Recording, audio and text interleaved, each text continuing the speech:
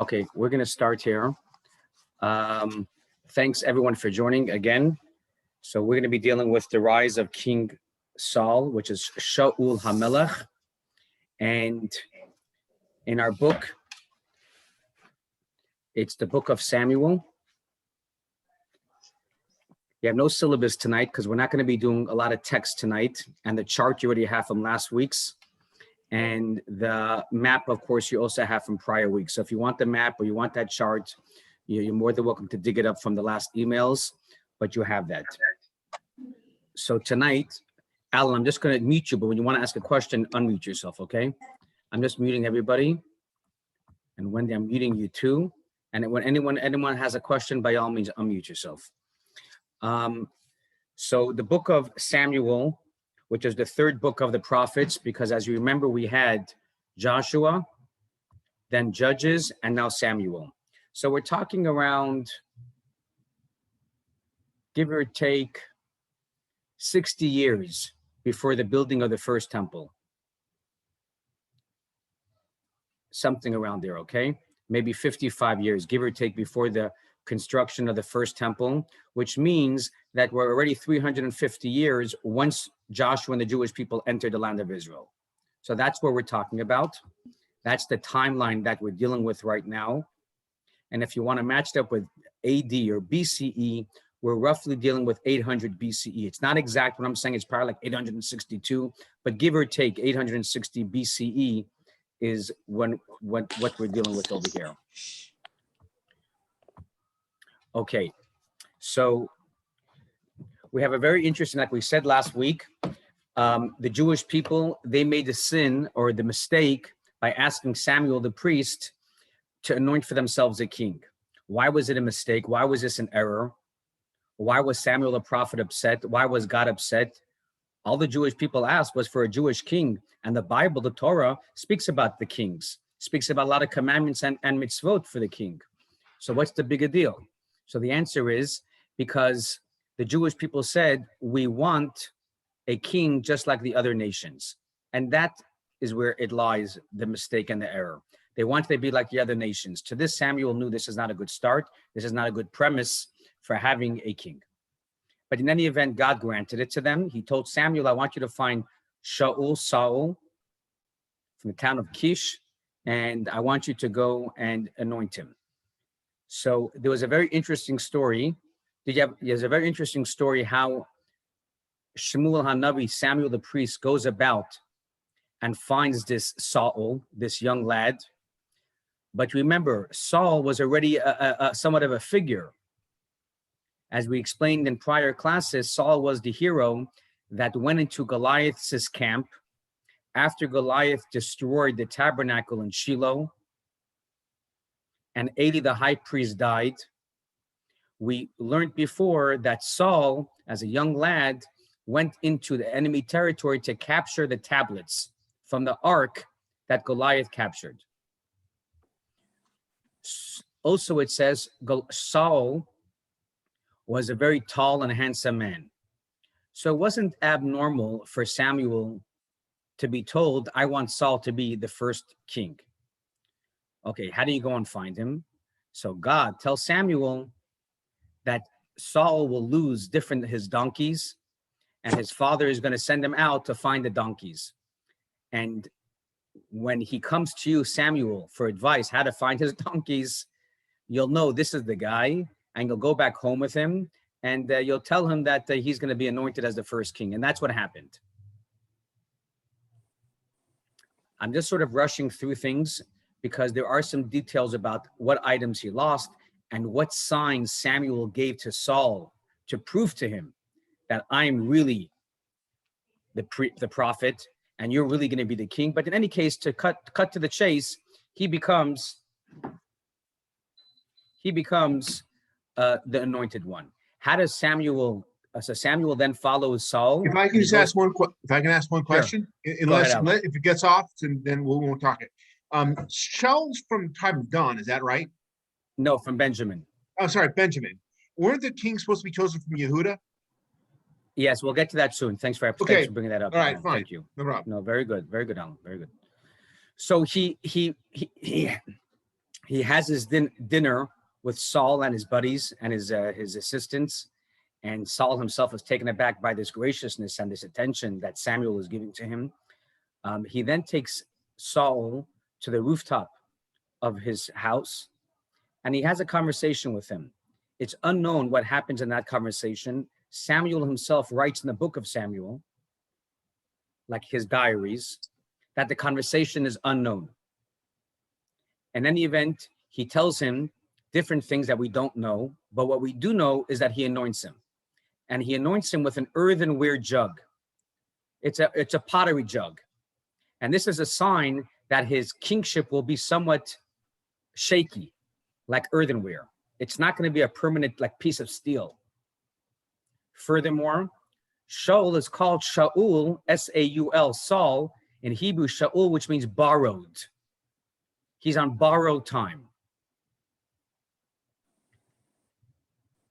So then he takes Saul, and basically he anoints him in a town called Mitzpeh. Mitzpeh. I think Mitzpeh Ramon is a current city in Israel. But no one takes it too seriously. The Jewish people are happy they have a king, but he doesn't have any military power. He doesn't really have control of legislation. It's not like the king that we think about today. So he gets some credit. Maybe he gets some people, he gives out some signatures, but he's not the great hero as a great king yet. After there was some extra battles that Saul did and saved the Jewish people from the Philistines, then everyone realized, oh boy, he's really the big cheese, he's the big dog, and he's the king. And then Samuel makes a real speech and properly anoints him publicly at the main stage in Gilgal. Gilgal, as you remember, was the first town that the Jewish people entered with Joshua, and everybody comes, all 12 tribes. It's a huge scene straight out of the movies, and Saul is the eminence, the superpower, the king of the Jewish people, and everyone gives him respect. Now, there's this great battle that's ready to happen, and Samuel the prophet tells Saul, I don't want you to fight until I come and meet you tomorrow morning. We'll bring some sacrifices. Then you'll take your army of tens of thousands of soldiers, and then you'll fight the enemies. And this is where Saul made his first mistake. Saul's the king? Shaul HaMelech is the king. Very good job. So his first mistake was he didn't wait, and all of his soldiers didn't have faith that Samuel was going to come. And the enemies are getting closer and closer. Saul didn't order the green light yet to fight, kind of like what happened with the Jewish people with the Yom Kippur War. The enemies are getting closer and closer. Golda Meir is not sounding the chain. She's not sounding the alarm. And one by one, the generals of Saul basically and the soldiers start to leave. So with only 600 soldiers left and Samuel nowhere in sight, he launches an attack on the enemies. He wins the battle, Saul, Shaul HaMelech. But a few hours later, when Samuel comes onto the scene and says, whoa, what happened over here? Why did you go without me? So Saul says, I barely had an army left. So he says, you didn't have faith. You didn't listen to me. This was sin number one. That was an X on Saul's chart. Now, again, to me and to you, it doesn't seem like that big a deal. Kind of like Moses hitting the rock instead of speaking to the rock.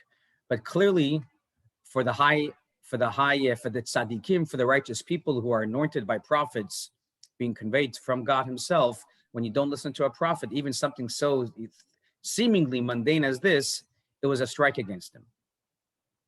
The second strike against him was Samuel orders Saul to wipe out the Amalekites. And the Amalekites was a thorn to the Jewish people from the beginning of time, from when the Jews were in the desert. And finally Saul, with a real, as a king, who was respected not just internally by the Jewish people and the leaders of the Jewish tribes, but he's respected now by even the non-Jews, because he won this fight with only 600 people. He captured the tablets years prior from Goliath. He's a respected figure. So when word got out that Samuel tells Saul, I want you to wipe out the Amalekites, they were very nervous. And indeed, Saul launches the attack. and he indeed wipes out the entire nation of the Amalekites, besides the king of the Amalek, the actual king of this Amalekite nation, and his name was Agag, A-G-A-G, Agag. He wanted to make a mockery, I don't want to say make a mockery of him, he wanted to sort of save him. Just to kill him would be pointless. So he wanted to hold him. Also, he didn't kill the thousands of animals and the possessions that belonged to the Amalekites. And Samuel ordered Saul not only to kill the Amalekites, but also their possessions, even their animals. So I don't know if Saul was a vegetarian and he didn't want to kill the animals, because Saul later responds to Samuel, I wanted to save the animals so I can bring it as sacrifices on the altar to God. So eventually Samuel approaches Saul and says, what did you do? I gave you a simple commandment. Destroy the Amalekites. You know you were going to be successful and you failed your mission. You saved the king, Agag, and you didn't, and you spared the animals. So Saul is trying to defend himself, and he's stuttering. He says, well, I'm trying to save the animals for this. And he's going back and forth with Samuel. And after 2-3 times of Samuel unrelenting, Saul says, you know what, you're right. I failed. I'm sorry. And Samuel then says to Saul the following, and this is very difficult to listen to, especially since he's the first Jewish king, and he was a great warrior. Samuel gives Saul 2 punishments, and this, Alan, comes to answer your thing. The first punishment is, if you can just mute yourself, Saranthea. The first punishment, give me a minute. Gallery review. Okay, the first punishment was that his kingship is only going to last 2.5 years. It was supposed to last for many years, but it's going to last a few years. Hence that earthenware jug, where how Saul was anointed. So it was temporary. It was just going to be a few years, and we know it only was going to last for 2.5 years. Saul's monarchy. The second punishment that Samuel tells Saul, which was even greater, which answers Alan's question, is that the monarchy will leave the tribe of Benjamin and it will go to the tribe of Judah forever. Forever. So if not for these sins, the monarchy would have went to Saul's children and his descendants and his great-grandkids. But because of this grave sin of sparing the king of Amalek and not having faith in a public way to wait for Samuel, and he launched the attack before he got the green light, his monarchy was short. And in addition, the monarchy left the tribe of Benjamin forever and went to Judah forever. Good. Alan, hopefully that answers your question. Okay. Any questions before I move on? Okay, it's in. Go ahead. Wouldn't you? But you're supposed to do what it takes to save a life. If they were, regardless of what the commandments were, as far as how you are supposed to carry out a war, if you're under attack or about to be attacked, you're allowed to break the rules and do what would normally be a sin. Yeah. Again, I agree with you. And that's why a lot of people held Golda Meir accountable for the Yom Kippur War, because she was being pressured to wait until bombs were raining down from the sky.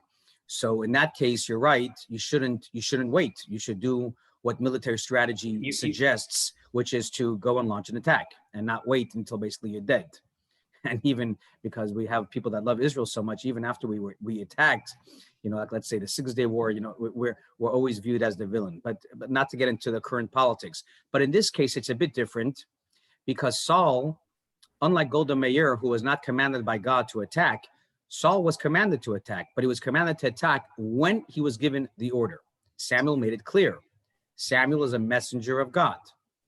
So it's like Moses is doing things whenever he wants. We know Moses didn't do anything unless God instructed him. So here, Saul was instructed by Samuel. So think of it, Saul is instructed by God, and he didn't listen. He jumped to attack.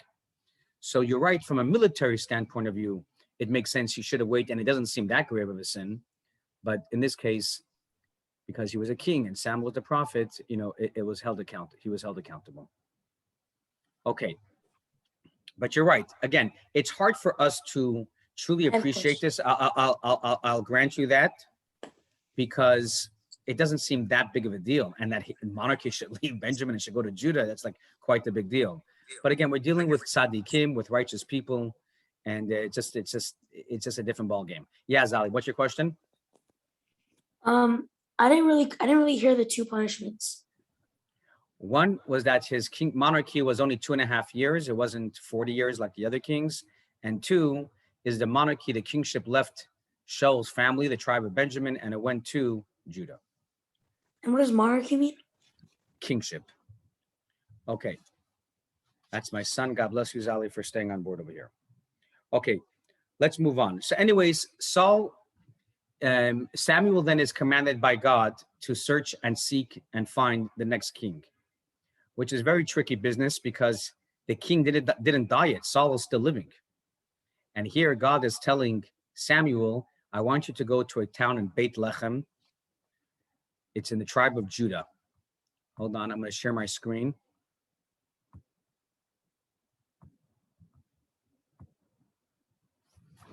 Okay, so here's the map of Israel. This was Benjamin, where Saul was king. And this is Bethlehem. This is now the tribe of Judah. So Samuel now goes to this town of Bethlehem to find David, who at that point is only a shepherd. He goes, we know David is the son of Jesse, David ben Yishai. We know today Jesse is buried in Hebron. I visited that actually tombstone myself. David, we know, is they say the city of Jerusalem belongs to David, but he also was in Hebron. We'll get to that later. But Samuel goes to Bethlehem to anoint and find David. So he goes to Jesse's house. He comes to dinner at the end of the workday. All the shepherds come into dinner time, and there's all these kids, all these shepherds. And he goes to Jesse. He says, I'm looking for your son. I'm looking for a special kid. And one by one, Jesse is demonstrating and showing different of his beautiful children who are smart. This one has a high Q. This one has an MIT grad. This one is on a beauty pageant, and so on and so forth. And God keeps on telling Samuel, no, that's not the son. That's not the son. After 7 kids, God tells Samuel, no, the son is not here. So Samuel tells Jesse, you have another son. So he says, yeah, he's a 17-year-old boy. He's out farming. So he says, let me see him. And God tells Samuel, this is going to be the next king. So indeed, they have an encounter, and he anoints David with a proper jug of oil this time. Again, it's not in a public setting, but it is important to note that he did anoint him, and it's in the book of Samuel that he did anoint him. Why is this important? Because Samuel died before Saul died. After Saul died, how do we, the Jewish people, know that King David should be the next king? And from whom was he anointed to be the next king? So that's why Samuel, in the book of Samuel, made it crystal clear that while Saul was still living, Samuel anointed King David, or David that was going to be the future king. So it was not a far stretch. We didn't need elections like you have today and slugging it out, who should be the next king, because now rumor already was going out, even while Saul was still living, that David is going to be the next king, because everyone's gossiping, including all of David's kids and his mother and his father, that David is going to be the next king. Simultaneously, this level of power and intelligence and prophecy is starting to leave Saul, the first king. Maybe it meant Miriam, that. just give me, Miriam, just Okay, give me a okay. little bit to the end. And this is happening simultaneously where he starts to get depressed, Saul, and he starts to do funny and strange things. He's getting more, he's gaining anxiety, knowing that things are leaving him, prophecy and strength is leaving him, because he was told directly from Samuel the prophet that his kingship is going to be short and it's going to be going soon to the tribe of Judah. Rumor had it that David was already anointed. So Saul's assistant, Doeg, D-O-E-G, who was a very clever individual, a big Talmid Chacham, and a very, very wise man, and advisor and assistant to Saul, he was not a good man. I always say, don't believe a guy because he's wearing a beard and he says he's religious. This Doeg was a terrible person. And he advised Saul, because he was a mischievous individual, to lift up your spirit, Saul, because you're going into depression and there was no Prozac to take in those days.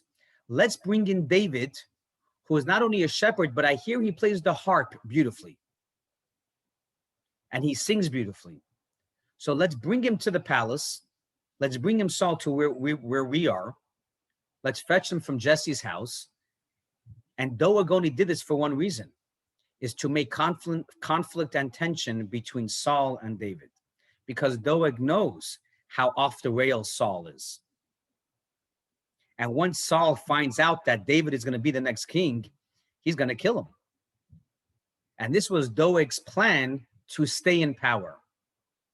Like you have presidents that have advisors and lawyers that do crazy things to make sure that their boss stays in power so that they get to keep their job and their pension and their benefits. You see this all the time. So that's what Doeg did. By the way, the Talmud tells us there are 5 people on planet Earth that will not and will never see the Garden of Eden. Doeg is one of those people. And it wasn't for this, it was for something else, which we'll discuss later. But this is Doeg, D-O-E-G. Everyone gets to repent besides 5 people. Doeg is one of them. And sure enough, David is playing the harp in the palace. Everything is nice and dandy. Saul is calming down with his beautiful music. His melancholy is removed. But after a while, he goes back into depression again.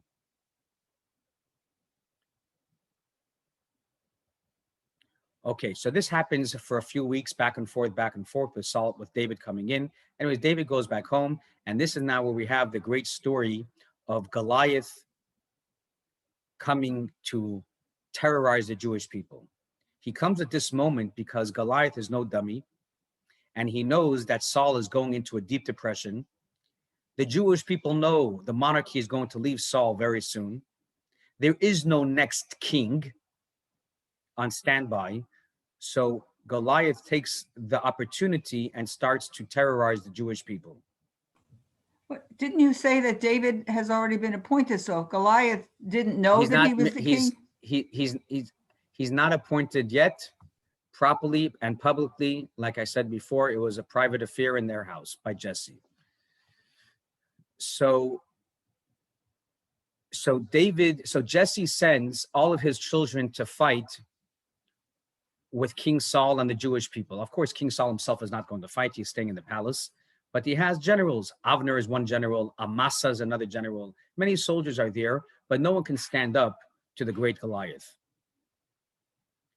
So after a few days of Jesse's children helping with the war effort, and David being the youngest one in the family, Jesse tells his son, David, I want you to go to the war front, to the front lines with food and this package. And I want you to bring this to your brothers because they're fighting. Who knows if they have food there. I also want you to, that they should sign a bill of divorce because they were married men. And in case they were going to die in battle and it wouldn't be known if they died or not, Jesse, the father, didn't want his daughter-in-laws to be an aguna. So he actually sent David with these bills of divorce for the brothers and food as care packages. So David comes to the front lines and he sees there's tens of thousands of Jewish people and they're not making a move. So David starts to ask around, what's going on over here? So they say there's a Meshuggah guy, this Goliath giant. He's towering over everybody. He's mighty. He's a Hercules guy. And we don't have the weapons. We cannot fight him. We cannot take him down. And he's been doing this for 40 days. Unbeknownst to David, Saul said, whoever kills Goliath gets to marry my eldest daughter, Meirav. M-E-I-R-A-V, Meirav. I think, or Mem Yud Resh Vet, Meirav. So David, being the good man that he is, I'm going to read you these two sentences, which I think is beautiful. Give me a minute. It's in chapter 16. Let me just find it. I want to share with you what David says on the battlefield when he's confronting Goliath. Give me just a second. Chapter 16 in the book of Samuel.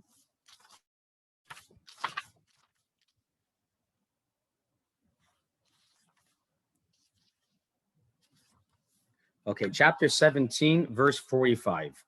David says to the Philistine, referring to Goliath, "You come to me with a sword, a spear, but I come to you with the name of God, Master of legions, the God of the battalions of Israel that you have ridiculed.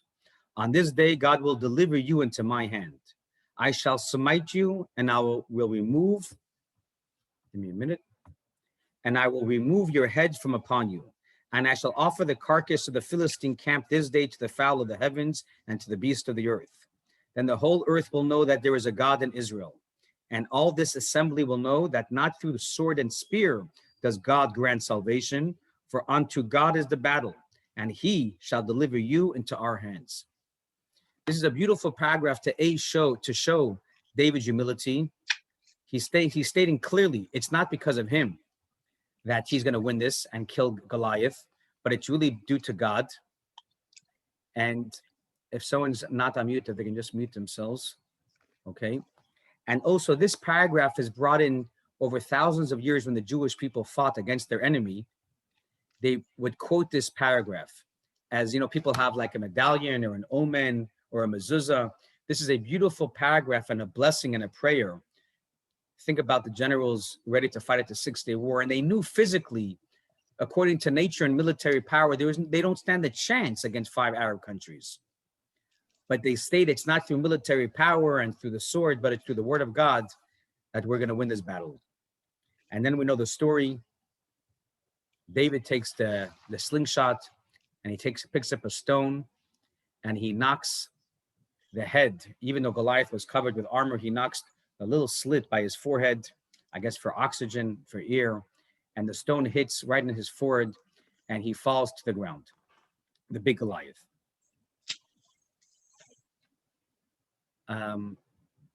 Zali, if you can mute yourself. Zali, if you can please mute yourself, Zali. Give me a minute. Give me a minute, guys. I'm just getting some chatter over here. Okay. So David now becomes the hero of killing the great Goliath. He doesn't know yet, but he's basically ready to marry the eldest daughter, Merav, and he's going to be the prince. So he went on a little mission for his dad to bring some care packages, but because he was so devout and so believing in God, now he's ready to become the prince and marry Saul's daughter, Merav. Before that happens, I want to share with you something very interesting. This is an unknown little episode that happens in the story of Goliath, and that is this. David was too weak physically to even pick up and decapitate Goliath's head, because that's what David wanted to do. He wanted to take Goliath's own sword and decapitate Goliath's head, to actually make a public display of his total death. And he just didn't have the power to do it. He couldn't do it. Goliath had an assistant. His name was Uri the son of Chiti, who was a non-Jew. And right away, the assistant of Goliath tells David, "I will help you take Goliath's sword, my boss, my general, and I will decapitate his head for you, and then I will give you his sword and his head." I don't mean to sound too gory. Hopefully there's no kids around there. And what happens is Uri tells David, "I'll do it on one condition. I'm going to convert to Judaism, and I want you to give me a Jewish girl." And David says, "Deal." And David says, "Deal." He says, "No problem. You got a deal. After you convert, I'll get for you a shidduch." What happens here is David was destined to have as his soulmate a woman by the name of Bathsheba, or in Hebrew, Bathsheba. But because he promised Uri Hachiti, Goliath's assistant, that he's going to marry a Jewish girl, so God sort of grumbled and was upset at David, because soulmates are already matched up the moment someone is conceived. So my soulmate was already gifted to me 45 years ago. So God was upset. Who gave David the right to tell Uri, this non-Jew, that after he becomes a convert, I will give you a specific woman, when God says, I already had that woman to be a soulmate to somebody? Who gives you the right to mess with my ordeal? So the only way around it, for God to find a Jewish woman who already was destined to marry another Jewish man, because David is interfering with the soulmates over here. This is what Tractate Sota brings down. God says, David, your wife was going to be Bathsheba, and I will give your soulmate Bathsheba to Uri Hachiti, Goliath's assistant, because you promised. And the only way I can fulfill that pledge that you're going to give this guy Uri, this Jewish woman, is I'm going to give him your wife. Again, your wife, that's going to be your wife in a few years from now. This also helps us out a little bit later when King David ends up having an affair, which is called promiscuous sexual behavior, because he sends this guy to the battlefront and he ends up sleeping with this woman, Bathsheba. Now we understand why David wanted to sleep with Bathsheba and marry Bathsheba, because that was his soulmate from the beginning of time. There was this temporary hiccup because David was out of line for committing Bathsheba, or committing a woman, a Jewish woman, to Uri. Okay, let's continue. So now Saul is at a loss, because Saul already is a little bit upset with David already for months prior, hearing the gossip that David is going to be the next king. And now he is told that David just killed Goliath, and Saul, you have to fulfill your side of the bargain. You have to give your daughter Merav to David. So this is a major play of a major turn of events over here. And but Merav is nervous. Merav, the oldest daughter, is clever, and she knows her life's going to be a living hell if she ends up marrying David, because she knows her father Saul is not happy with David. And David is very humble, and he says, no, I don't. Anyway, so Merav cleverly tells her father Saul, listen, I would have loved to marry King David, but I'm in love with another man. So she slips out from marrying David, and Saul gives his next daughter, Michal, as the wife for David. I actually know someone. They're two sisters. Merav is the oldest one, and Michal is the second one. They live here in Los Angeles. They're two very nice people. They both have families. And every time I read this section of the story of the prophets and David and Saul and everything else, I think of these two girls, these two sisters. They were daughters of Saul, King Saul. So Michal, the second daughter, ends up marrying David, Mazel Tov. So what happens is David now is more frequent in the palace. And Saul is becoming a little bit more meshuggah, becoming even more depressed. And at one point, he actually takes his sword and he throws it across the room to kill his own son-in-law. This was like really crazy. Anyway, Saul tells his henchmen, I want you to go tonight, and I want you to kill David. This is a movie out of Alcatraz. Michal very cleverly tells David that tonight, my father's soldiers are coming to kill you. And Michal sets up in her bedroom a fake body with a wig and a pillow, and tells the soldiers, Michal tells the soldiers, Saul's soldiers, look, you can come inside the bedroom, but give us a few minutes. He's sleeping. Just wait till the morning. And this gives David extra time to flee, and he gets a few extra hours, just like what happens with the escape of Alcatraz. And in the morning, when the soldiers barge the door open, they see that David is not there. Where did he flee to? Where did he go? He went to Samuel the prophet in a town called Ramah. And that whole night, the commentators tell us that Samuel taught all the secrets of the world and all the wisdom and all the Torah to David. King Solomon, David's son, even got more. But how did David become such a wise individual and how did he become a prophet and so forth is because that night, Samuel taught him everything. Saul's no dummy, King Saul's no dummy, and he sends a group of messengers to Ramah to the house of Samuel because he knows that's probably where David escaped to. And a whole battalion comes to the house of Samuel, and the second they walk into the door, they are overwhelmed with prophecy and light and positive energy, and they forgot even why they're there. It's kind of like what happened, if you know the story, with my father when he went to the Lubavitcher Rebbe the first time. He came to ask him a question, but he was so overwhelmed, and it was actually in a public setting in front of a few thousand people on a Shabbat afternoon, that he actually forgot why he was there.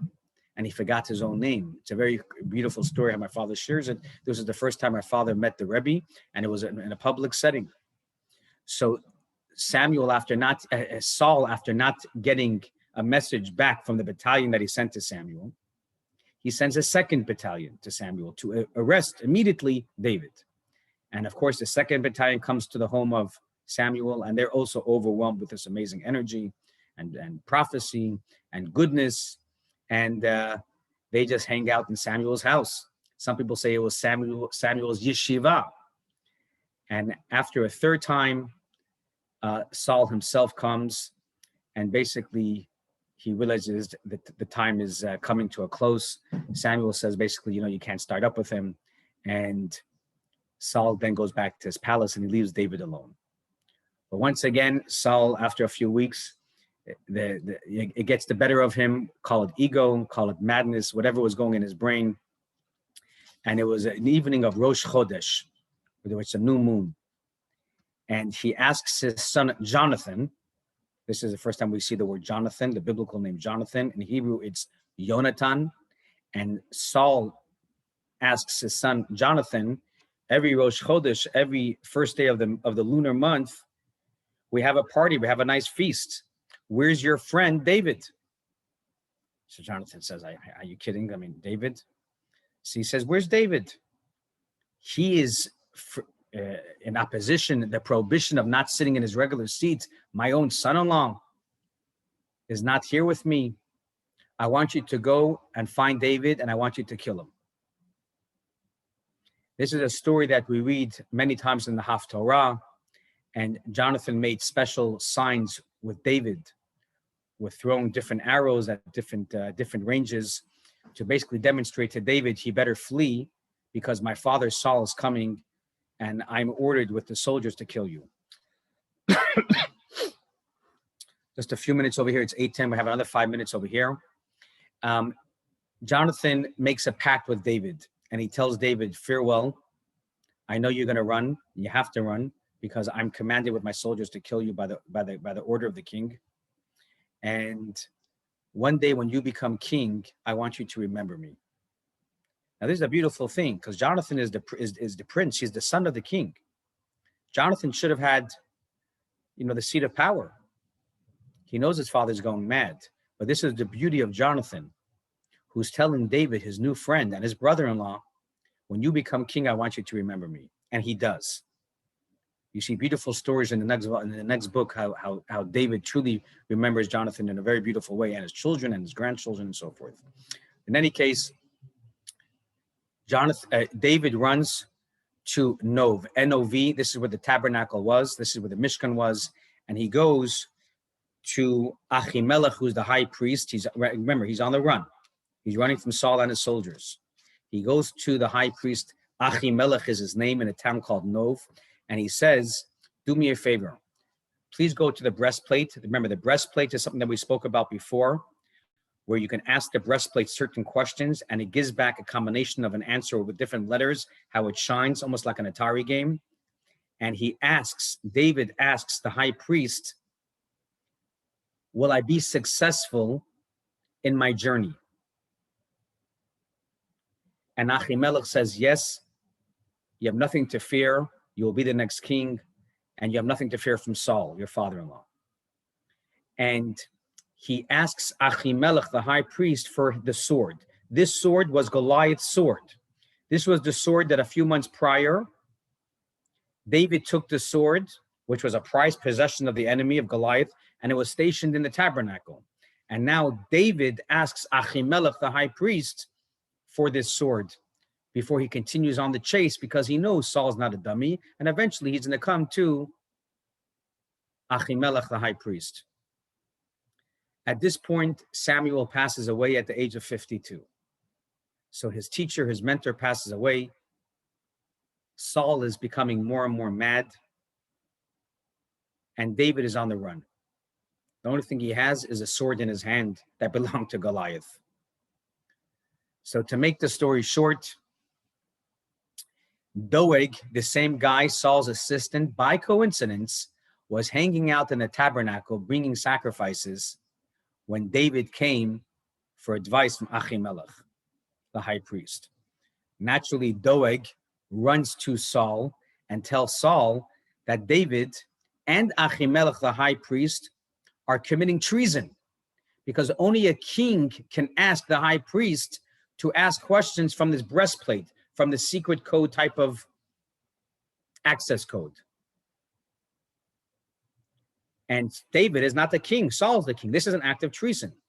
So Saul, in his madness, this is just a few weeks before he passes away, tells Doeg, I want you to go back to Nov to the tabernacle, and I want you to kill the high priest Achimelech, which is a huge, huge thing, to kill the tzaddik, the high priest Achimelech, and all the priests, the Kohanim, that were serving under him.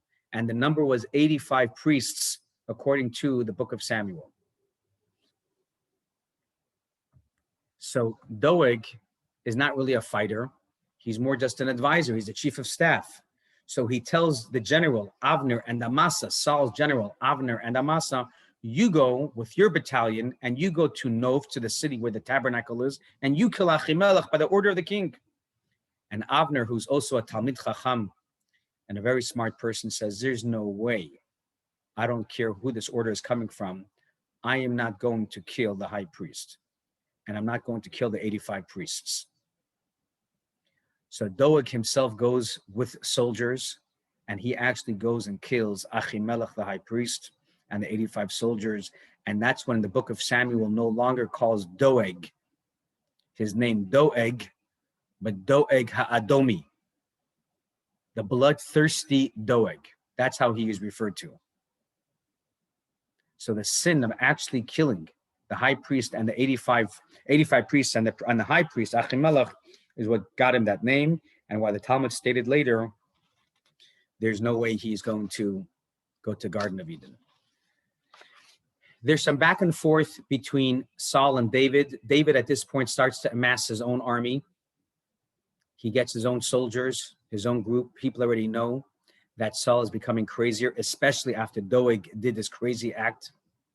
Evyatar, Evyasar, Evyasar, in Hebrew Evyasar, or in English Evyatar, was one of the priests that took the breastplate from Achimelech, and he ran with David. So he now becomes the high priest with no tabernacle, and he's running with David and Goliath's sword, and together they amassed a decent sized army, and they are, of course, in opposition to Saul. And for the next few weeks, there's this back and forth of hide and seek of Saul trying to capture David and David trying to escape capture. At no time does David ever want to kill Saul, because at the end of the day, David knows that Saul was anointed by Samuel the prophet. And David knows Samuel is going Meshuggah. It's like, there's homeless in Los Angeles. So homeless, you can get a little bit disturbed if a homeless guy is bothering you. But when there's a homeless guy that's also suffering mental illness, it's a little bit hard to be upset when someone's suffering with mental illness. Maybe not comfortable, but some guys, they scream at me or they throw something. It's not pleasant, but mental illness, you can go make yourself Meshuggah. It can make them Meshuggah. So David at no point ever wants to kill Saul, but Saul is constantly trying to kill him. I feel bad, but I'm just going to run to the end over here. Saul, one day, this is at the very end in chapter 31, Saul basically being unable to capture David. And now at this point, the Philistines are also now trying to kill Saul. So there's internal fighting and external fighting. Saul, who was a good king in many other respects, besides destroying idol worship that took place in those days, he decreed that there should be no witchcrafty, no sorcery, because the Bible forbade that. But Saul knew that there was one woman in a certain town who was a witchcraft. She was a witch. And the book actually tells us he went, disguised himself, and went to this woman and said, I'm going to pay you a big, large sum of money, and I want you to bring Samuel the prophet from the dead, because I need to speak to him. I need to know what's going to be the end of my days. So she agrees. She brings up Samuel from the dead, and Samuel is now floating in the room, right side up, his head up and his feet are down, like the way you are standing or sitting. This witchcraft, this woman, this witch knew right away something's wrong, because whenever you bring someone up from the dead, the person is upside down. This is not a trade that I know about, but this is what I'm reading about in the books and in all the commentaries. So this witch knew right away that Samuel, who is appearing from the dead, right side up, it's only because this person who came, this visitor who came to her, is not an ordinary person. It has to be the king himself, because Samuel will only appear right side up if it's for a king. So right away she apologized to Saul and said, I didn't know you were King Saul. I feel terrible. Saul said, don't worry, you're okay with me. You did what I asked. And Samuel bows a little bit to Saul. Saul then asks Samuel, what's going to be the end of my days? This is a very interesting portion over here at the very end of the book of Samuel. And Samuel says the following: your end of days are now. There will be a battle tomorrow against the Philistines. You will lose the battle, you and the Jewish people. You will be killed in battle. Your children will be killed in battle. But this will atone for your sins. Again, I don't like saying today when bad things happen, it atones for our sins. We don't know this culture, this way, this wisdom. But Samuel said it to Saul. And this actually shows credit to Saul, says the commentaries, that the next day when Saul went to the battlefield, he didn't shirk his responsibility, knowing that he's going to be killed in battle. He could have ran. But he listened to Samuel. He knew this was going to atone for his sins. Most of his soldiers fled. Saul's soldiers fled. And the archers were ready to kill Saul. And Saul didn't want to be killed by non-Jews. He asked his children to take his sword and kill him. And of course, they refused. So at the very end, in verse 4 in chapter 31, Saul falls on his own sword and kills himself. And right afterwards, his children do the same. And Saul did this lest he be ridiculed, the first Jewish king of the Jewish people, that he was killed by the enemies and he would be taken around, and like a clown in front of the Jewish people. So he did it himself. The commentaries say it was not considered suicide, which is a transgression, because Samuel himself already told Saul the day before that he was going to die. So it doesn't have the legal, technical, halachic prohibition of suicide. And that's how the book of Samuel 1 ends. And we'll leave it at that. I'm stopping my recording. And you have questions if you like.